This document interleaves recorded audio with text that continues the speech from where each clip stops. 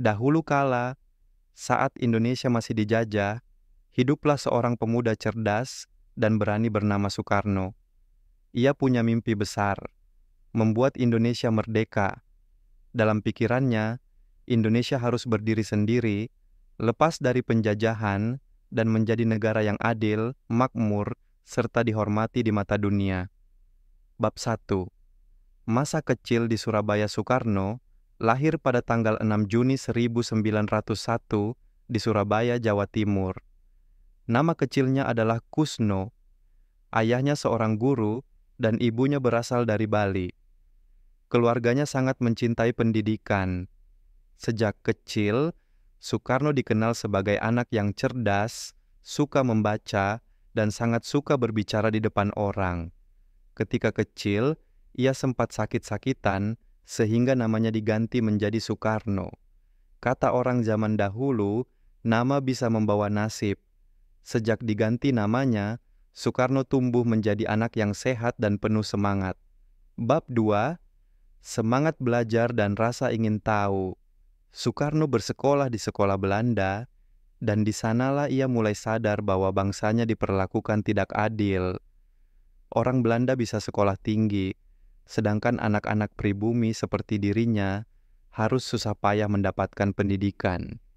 Ini membuat Soekarno semakin giat belajar. Ia ingin menjadi orang hebat agar bisa membantu rakyatnya. Ia kemudian melanjutkan pendidikan di Teknische Hogeschool te Bandoeng, sekarang ITB, dan menjadi insinyur. Tapi lebih dari itu, ia juga rajin membaca buku-buku tentang kebangsaan, kemerdekaan, dan tokoh-tokoh revolusi dunia.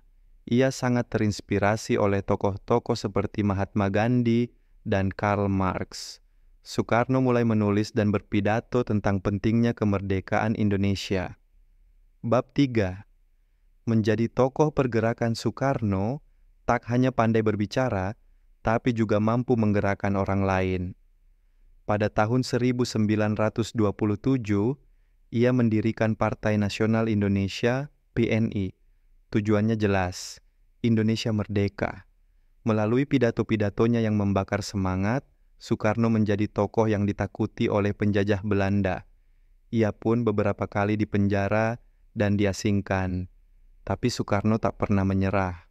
Bagi dia, lebih baik mati demi kemerdekaan daripada hidup sebagai budak penjajah. Bab 4. Masa penjajahan Jepang dan perjuangan politik. Ketika Jepang datang pada tahun 1942, banyak orang Indonesia berharap bisa merdeka. Tapi ternyata, Jepang juga menjajah Indonesia. Namun, Soekarno melihat ini sebagai peluang. Ia bekerja sama dengan Jepang agar bisa mendekati rakyat dan menyebarkan semangat kemerdekaan. Soekarno menggunakan radio, pidato, dan simbol-simbol nasional untuk membangkitkan rasa cinta tanah air. Ia juga ikut membentuk organisasi-organisasi seperti Putra dan Jawa Hokokai. Walaupun dianggap bekerja sama dengan Jepang, Soekarno tetap memperjuangkan kemerdekaan bangsa dari dalam sistem. Bab 5. Hari Kemerdekaan. Ketika Jepang kalah pada Perang Dunia II, Indonesia berada dalam situasi genting. Soekarno dan para pemuda melihat ini sebagai saat yang tepat untuk memproklamasikan kemerdekaan.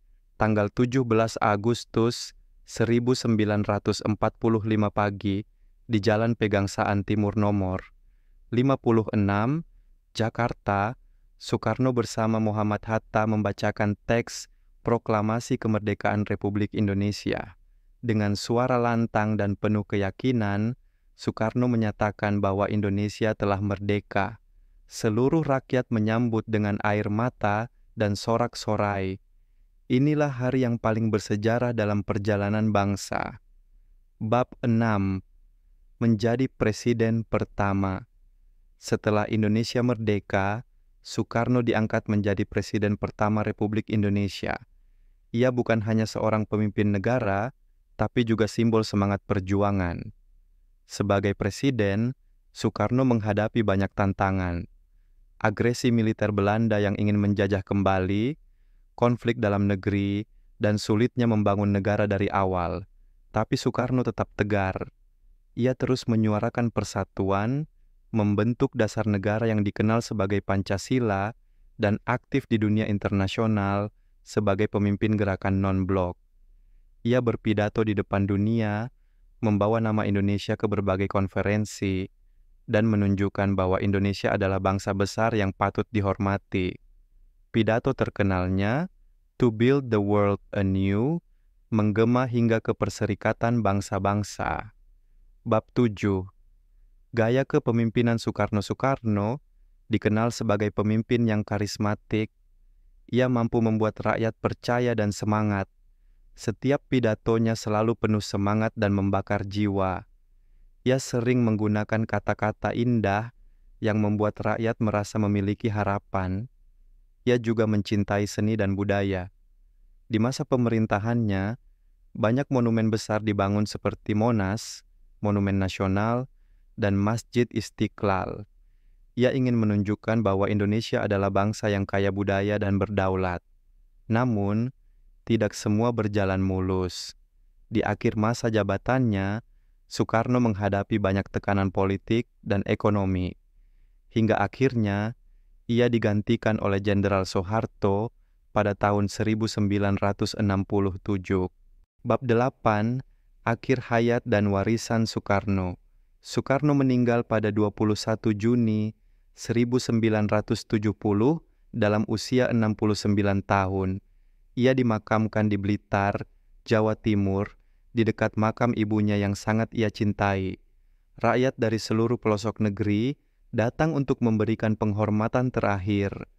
Warisan Soekarno tak hanya berupa kemerdekaan, tapi juga semangat nasionalisme, kebanggaan menjadi bangsa Indonesia, dan ide besar tentang persatuan.